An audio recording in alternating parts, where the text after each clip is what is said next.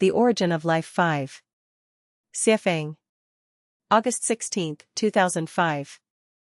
The importance of consciousness, thinking, and psychological activities souls are fundamental.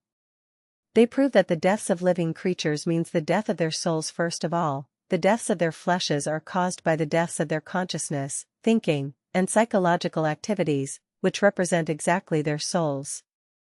People who die out of shame, fear, or anger, are actually killed by their own souls. A shameless person never dies from shame, a courageous one never dies from fear, and a tolerant and broad-minded individual never dies from anger. Seth said, physiological symptoms are communications from the inner self which indicate that we are making mental errors of one kind or another, and such is the case. When our consciousness, thinking and psychological activities are functioning abnormally, our bodies become dysfunctional and maladjusted, which is the reason why so many people need to self-refine. Taoists are second to none when it comes to talking about good health and long life. One who seeks Tao can most easily cast off their worldly involvements and treat their life from a higher level. When their self-refinement makes their consciousness, thinking, and psychological activities realize that as long as there is a soul, there is a life, then they are able to become celestial beings. Buddhists' understanding of life is at a higher realm because they understand that although souls consist of consciousness, thinking, spirit, and psychological activities, there cannot be a life without a physical carrier body, but they can attach themselves to other objects to form other new lives.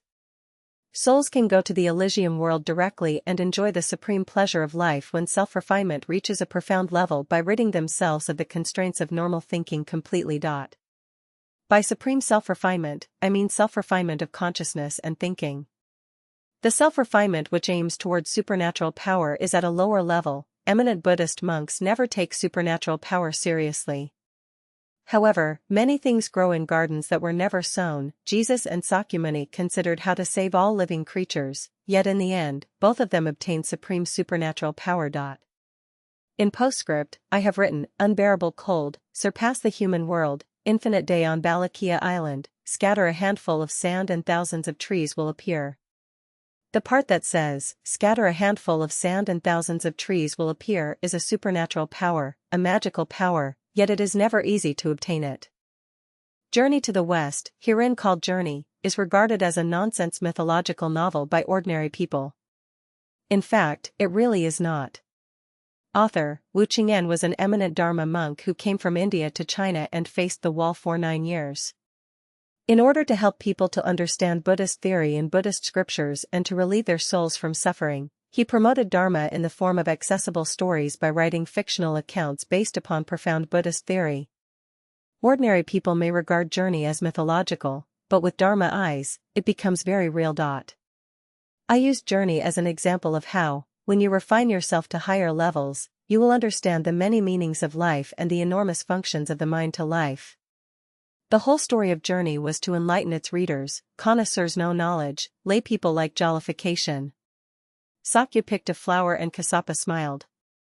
Only by reaching a level of telepathy can you resonate with each other spiritually, and smile. The Monkey King in Journey traveled thousands of miles to pursue Tao.